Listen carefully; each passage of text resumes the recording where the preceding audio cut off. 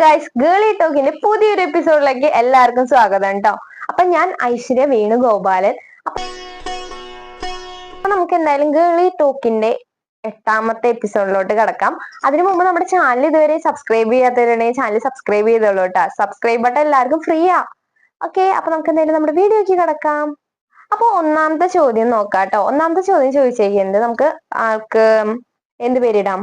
ഇന്ന് നമുക്ക് കളേഴ്സ് പിടിക്കാം അല്ലെ. റെഡ് എന്ന് പേരിടാം കേട്ടോ. അപ്പൊ റെഡ് ചോദിച്ചിരിക്കുന്നത് എന്താ വെച്ചാ, റെഡ് അധികം തടിയില്ലാത്ത ഒരാളാണ്, പക്ഷെ മെലിഞ്ഞിട്ടല്ല. ഇപ്പൊ നമ്മൾ പറയില്ലേ, തടിച്ചിട്ടല്ല മെലിഞ്ഞിട്ടല്ല, അങ്ങനത്തെ ഒരു ടൈപ്പ് ശരീരപ്രകൃതിയുള്ള പെൺകുട്ടിയാണ് റെഡ്. പക്ഷെ നല്ല വയറുണ്ട്, നല്ല ടമ്മിയുള്ള ഒരാളാണ് കേട്ടോ.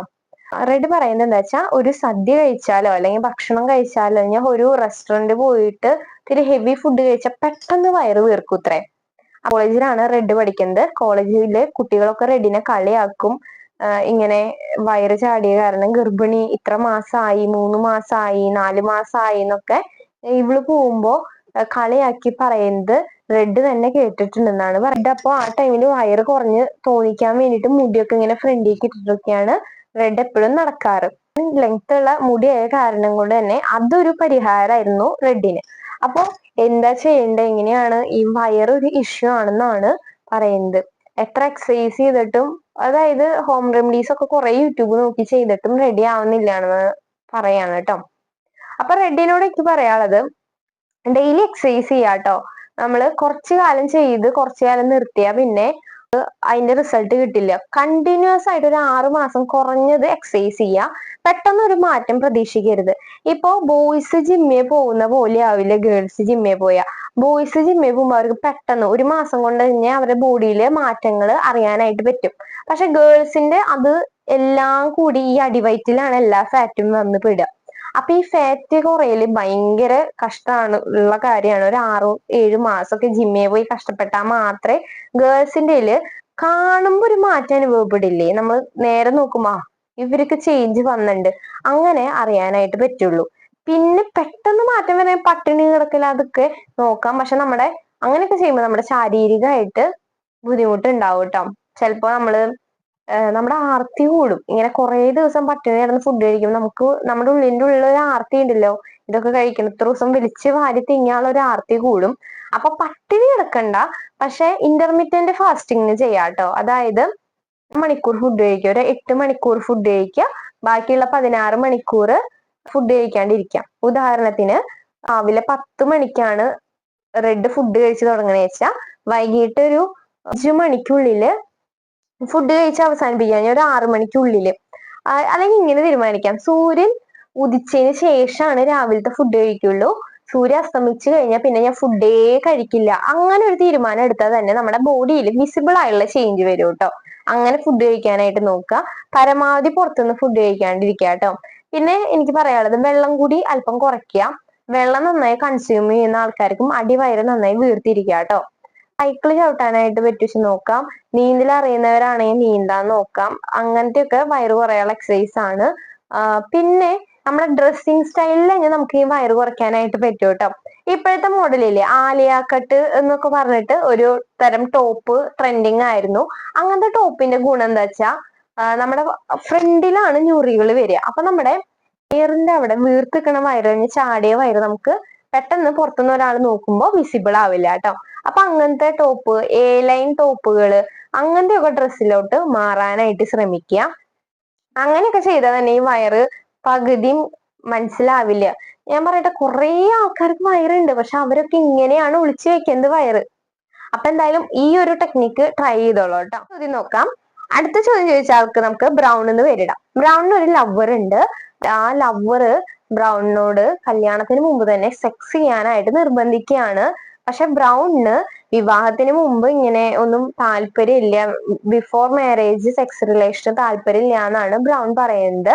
എന്താണ് ചെയ്യേണ്ടത്? ബോയ് ഫ്രണ്ട് ബ്രൗണിനോട് പറഞ്ഞേക്കുന്നത് എന്താ വെച്ചാൽ, ഇതൊക്കെ നോർമൽ ആണ്, ലവേഴ്സിന്റെ ഇടയിൽ ഇപ്പോ ഇങ്ങനെ സെക്സ് ചെയ്യലൊക്കെ നോർമൽ ആണ്, കല്യാണത്തിന് മുമ്പ് നീ ഇതൊന്നും ഇതൊന്നും ആയിട്ട് വിചാരിക്കേണ്ടെന്നാണ് ബ്രൗണിനോട് ബോയ് ഫ്രണ്ട് പറഞ്ഞത്.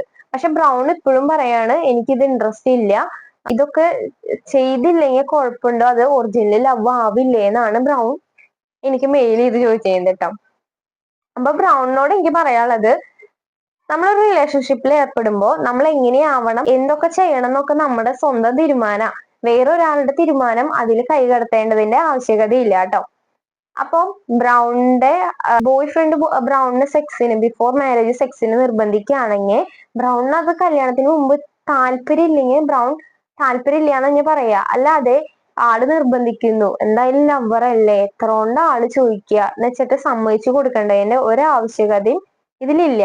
പിന്നെ എന്തായാലും നിങ്ങൾ കല്യാണം കഴിക്കുന്ന ഉറപ്പുണ്ടെങ്കിൽ കല്യാണം കഴിഞ്ഞിട്ട് ലൈസൻസോട് കൂടി ആവാലോ, അതിന് മുമ്പ്.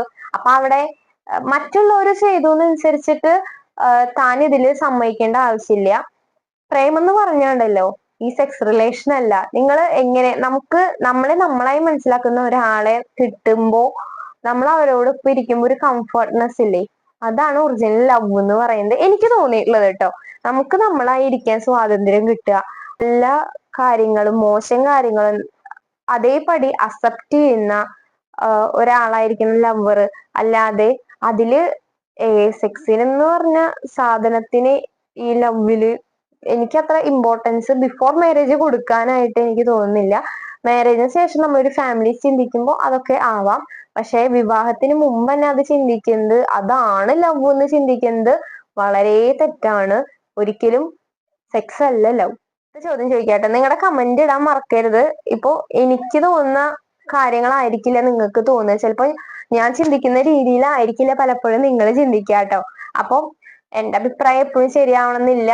എന്റെ അഭിപ്രായം ഈ ചോദ്യം ചോദിച്ച ആൾക്ക് വേണമെന്ന് സ്വീകരിക്കാൻ തോന്നിയില്ലെങ്കിൽ അത് ആളുടെ ഇഷ്ടമാണ്, ഞാൻ ഒന്നും പറയുന്നില്ല. പക്ഷെ നിങ്ങൾക്ക് നിങ്ങളെ കമന്റ് ചെയ്യാട്ടോ. നിങ്ങൾ കമന്റ് ചെയ്യുമ്പോഴേ ബ്രൗൺ റിപ്ലൈ നിങ്ങൾക്ക് കൊടുക്കാനുള്ള വെച്ചാൽ ബ്രൗൺ എന്ന് പറഞ്ഞിട്ട് മാത്രം ടൈപ്പ് ചെയ്യുക. അപ്പൊ ആ കുട്ടിക്ക് അത് കൂടുതൽ റീച്ച് ആവാൻ പറ്റൂലോ. അടുത്ത ചോദ്യം നോക്കാം. അടുത്ത ചോദ്യം ചോദിച്ചിരിക്കുന്ന ആൾക്ക് നമുക്ക് ബ്ലാക്ക് എന്ന് പേരിടാം കേട്ടോ. ബ്ലാക്ക് സ്ട്രെസ് ആയിരിക്കുമ്പോ മാസ്റ്റുർബേഷൻ ചെയ്യാറുണ്ട്. ഇത് ആഫ്റ്റർ മാരേജ് പ്രശ്നമാവോ, നിർത്താൻ പറ്റുന്നില്ല എന്നാണ് നമ്മുടെ ബ്ലാക്ക് ചോദിച്ചിരിക്കുന്നത് കേട്ടോ. കുറെ പേര് പറയുന്നുണ്ട് മാസ്റ്റുർബേഷൻ തെറ്റാണ്. കുറെ കാസ്റ്റിലൊക്കെ ഉണ്ട്, കുറെ മതങ്ങളിൽ പറയുന്നുണ്ട് മാസ്റ്റുർബേഷൻ ചെയ്യാൻ പാടില്ല, അങ്ങനെയൊക്കെ പറയുന്നുണ്ട്.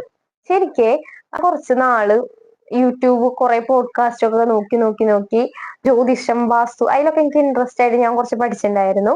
അപ്പൊ അത് പ്രകാരം ജ്യോതിഷപ്രകാരം അങ്ങനെ ആസ്ട്രോളജി പ്രകാരം നമ്മുടെ ഈ എനർജി, സെക്ഷൽ എനർജി നെക്സ്റ്റ് ഒരു തലമുറേനെ ഉണ്ടാക്കാൻ വേണ്ടിയിട്ടുള്ള ഒരു എനർജിയാണ്. അത് എവിടോട്ടും നമ്മൾ ഇടയ്ക്കിടയ്ക്ക് ആ ഒരു എനർജീനെ ലൂസ് ചെയ്യാണ്ടിരിക്കണം എന്നാണ് ശരിക്കും ഞാൻ ആസ്ട്രോളജി പറയുന്നത്. പക്ഷെ അന്നത്തെ പോലെ ഇല്ലല്ലോ ഇന്നത്തെ കാലഘട്ടം, പലതും ഡിഫറെന്റ് ആണ്. മാസ്റ്റുർബേഷൻ ചെയ്യുന്നതിൽ തെറ്റില്ല എന്നാണ് എന്റെ അഭിപ്രായം. നമുക്ക് ഒരുപാട് സ്ട്രെസ് ഉള്ളപ്പോ അല്ലെങ്കിൽ ചെയ്യാം, അതൊക്കെ നിങ്ങളുടെ ഇഷ്ടമാണ്. പക്ഷെ ഒരു വിവാഹത്തിന് ശേഷം ഉണ്ടല്ലോ ഒരു പാർട്ട്ണർ ഉണ്ട്, ആ പാർട്ട്ണറിന് കിട്ടുന്നതിനെക്കാട്ടും കൂടുതൽ സാറ്റിസ്ഫാക്ഷൻ മാസ്റ്റുർബേഷനിൽ നിന്ന് കിട്ടുകയാണെങ്കിൽ അത് ഇത്തിരി കൂടുതൽ പ്രശ്നമാവാൻ ചാൻസ് ഉണ്ട്. കാരണം നമുക്ക് പിന്നെ അവിടെ പാർട്ട്ണറിന്റെ ആവശ്യമേ ഇല്ലല്ലോ. അപ്പം ഒരുപാട് തനിക്ക് കൺട്രോൾഡ് ആയിരിക്കാം മാസ്റ്റുർബേഷൻ എന്ന് പറയുന്നത്, അല്ലാണ്ട് ഒരു ഡെയിലി റുട്ടീൻ പോലെ ചെയ്യാണ്ടിരിക്കുക. ആഫ്റ്റർ മാരേജ് പ്രശ്നമൊന്നുമില്ല. ബട്ട് ഞാൻ പറഞ്ഞത് നോക്കുക, പാർട്ട്ണറിനെക്കാട്ടും കൂടുതൽ സാറ്റിസ്ഫാക്ഷൻ തനിക്ക് സ്വയം കിട്ടുകയാണെങ്കിൽ അത് ഇത്തിരി ആ പാർട്ട്ണറിന് ഇത്തിരി ചിലപ്പോ ഇഷ്യൂ ഉണ്ടാവാൻ ചാൻസ് ഉണ്ട്. നിർത്താൻ പറ്റില്ലെങ്കിൽ കൗൺസിലിങ്ങിനൊക്കെ പോവാട്ടെ. ഇപ്പൊ കുറെ പേര് മാസ്റ്റുർബേഷൻ നിർത്താൻ, പോൺ അഡിക്ഷൻ കുറയ്ക്കാനൊക്കെ കൗൺസിലിംഗ് എടുക്കുന്നുണ്ട്. പിന്നെ ഇതൊക്കെ നമ്മൾ സ്വയം വിചാരിച്ച് നിർത്താവുന്നേ ഉള്ളൂ. അടുത്ത ചോദ്യം നമുക്ക് നോക്കാം. ചോദ്യം ചോദിച്ച ആളെ നമുക്ക് ഗ്രീൻ എന്ന് പേര് കൊടുക്കാം കേട്ടോ. അപ്പൊ ഗ്രീനിന്റെ ബെസ്റ്റ് ഫ്രണ്ട് ഒരു ബോയ് ആണ് കേട്ടോ. ഞങ്ങള് ബയോളജി സ്റ്റുഡൻസ് ആണ്. അപ്പൊ എനിക്ക് തോന്നുന്നു ഒരു +2 ആ ഒരു ഏജ് ആണ് എന്ന് തോന്നുന്നു. അത് തമ്മിൽ ഫോണിൽ കൂടെ സെക്ഷൽ ടോക്ക് ഉണ്ടാവാറുണ്ട്. ഒരു ദിവസം ഞങ്ങൾ നേരിട്ട് കണ്ടപ്പോ ഇന്റിമേറ്റ് പാർട്സിലൊക്കെ ടച്ച് ചെയ്തു. അപ്പോൾ ഞങ്ങള് വേറൊരു ഫീലിലായിരുന്നു. പക്ഷെ അത് കഴിഞ്ഞിട്ട് ഇപ്പൊ നോക്കുമ്പോ എനിക്ക് അവന്റെ മുഖത്ത് നോക്കാൻ വരെ ധൈര്യമില്ല. എങ്ങനെയാണ് ഞാൻ നോക്കാന്നൊക്കെയാണ് ഗ്രീൻ ചോദിച്ചേക്കുന്നത്. ഈ ടൈമിൽ നമുക്ക് ഒന്നും അറിയില്ല. മീൻസ് കുറെ സ്ഥലത്ത് നിന്ന് ഇൻഫോർമേഷൻസ് വരും. പക്ഷെ ഇതിൽ ഏതാണ് നല്ല ഇൻഫോർമേഷൻ, ഏതാണ് തെറ്റായുള്ള ഇൻഫോർമേഷൻ എന്ന് മനസ്സിലാക്കാനുള്ള ഒരു അറിവ് നമുക്ക് ഉണ്ടാവില്ല. കാരണം എല്ലാ ഇൻഫോർമേഷനാണ്. നമ്മൾ അവിടെ ഒരു പിഞ്ചു കുഞ്ഞാണ്. നമുക്ക് ഏത് വഴി തിരഞ്ഞെടുക്കണം എന്നറിയില്ല. ആരൊക്കെ എന്തൊക്കെ ഇൻഫോർമേഷൻ തരുന്നോ അതൊക്കെ കൈ നീട്ടി സ്വീകരിക്കുകയാണ് നമ്മളപ്പൊ ചെയ്യാം. അപ്പോ ഫോണിൽ കൂടെ നോക്കുമ്പോൾ അങ്ങനെ തോന്നിയിട്ടുണ്ടാവും. അപ്പൊ നിങ്ങൾക്ക് നിങ്ങളുടെ ബോഡിയിൽ വരുന്ന മാറ്റങ്ങളിൽ ഇൻട്രസ്റ്റ് തോന്നി പരസ്പരം ടച്ച് ചെയ്തതായിരിക്കാം. ഞാൻ പറയാച്ച ഇങ്ങനെ ഒന്നും ചെയ്യാണ്ടിരിക്കുകയാണ് നല്ലത്. നമ്മൾ നമ്മുടെ ബോഡിയിൽ എപ്പോഴും ഒരു കൺട്രോൾ ഉണ്ടാവുക. നമ്മുടെ മൈൻഡിൽ നമ്മുടെ കൂടെ ആരൊക്കെ ഇരിക്കുന്നു അവരെ കുറച്ച് കഴിഞ്ഞും കൂടി ഫേസ് ചെയ്യാനുള്ളതാണെങ്കിൽ നമ്മളത് കൂടുതൽ ശ്രദ്ധിക്കണം. ഇവിടെ താൻ തന്നെ അങ്ങോട്ട് പേടിച്ച് മാറി നിൽക്കുക, ഇങ്ങനെ മുഖത്ത് നോക്കും എന്നതിന്റെ ഒന്നും ആവശ്യം വരുന്നില്ല. കാരണം താൻ ഒറ്റയ്ക്കൊന്നും അങ്ങോട്ട് പോയി ചെയ്തതല്ലല്ലോ. രണ്ടാളും തീരുമാനിച്ച് ചെയ്ത കാര്യമാണ് ഈ ടച്ചിങ്ങും നിങ്ങളുടെ ഇന്റിമേറ്റ് കാര്യങ്ങള്. അപ്പൊ അതാലോചിച്ച് നാണക്കേടൊന്നും വിചാരിക്കേണ്ട കാര്യമില്ല. കാരണം രണ്ടാളും ഇനി സംസാരിക്കുക. നിങ്ങൾക്ക് റിലേഷൻഷിപ്പിൽ താല്പര്യം ഉണ്ടെങ്കിൽ അങ്ങനെയായിട്ട് മുന്നോട്ട് പോവാം. അല്ലെങ്കിൽ റിലേഷൻഷിപ്പിൽ ഒന്നും താല്പര്യം ഇല്ല, ഇത് അന്ന് പറ്റിപ്പോയതാണെങ്കിൽ അങ്ങനെ പറഞ്ഞ് സോൾവ് ചെയ്യാം കേട്ടോ. ഇത് മനസ്സിൽ വെച്ച് ഒന്നും നിൽക്കാണ്ടിരിക്കുക. എന്തായാലും ഇന്നത്തെ വീഡിയോ നമുക്ക് ഇവിടെ അവസാനിപ്പിക്കാം കേട്ടോ. അപ്പൊ ഇന്നത്തെ വീഡിയോ ഇഷ്ടമായെന്ന് വിചാരിക്കുന്നത്, ഇഷ്ടമായ ലൈക്ക് ചെയ്യുക, പിന്നെ ഷെയർ ചെയ്യുക കേട്ടോ. പിന്നെ നിങ്ങളുടെ അഭിപ്രായങ്ങളൊക്കെ കമന്റ് ചെയ്യാൻ മറക്കരുത്. പിന്നെ നമ്മുടെ ചാനൽ ഇതുവരെ സബ്സ്ക്രൈബ് ചെയ്യാതെ കാണുന്ന 90% ആൾക്കാരുണ്ട് ഗൈസ്. അപ്പൊ എന്തായാലും സബ്സ്ക്രൈബ് ബട്ടൺ നിങ്ങൾക്ക് തികച്ചും ഫ്രീ അല്ലേ, അങ്ങ് ഞെക്കിയേക്ക് സബ്സ്ക്രൈബ് ചെയ്ത് കാണുക കേട്ടോ. നമ്മുടെ വീഡിയോയും ഫ്രീ ആണ്, സബ്സ്ക്രൈബ് ബട്ടണും ഫ്രീ ആണ്. അപ്പൊ എന്തായാലും സബ്സ്ക്രൈബ് ചെയ്ത് കാണുക. നെക്സ്റ്റ് പുതിയൊരു വീഡിയോ ആയിരിക്കും. Bye bye guys.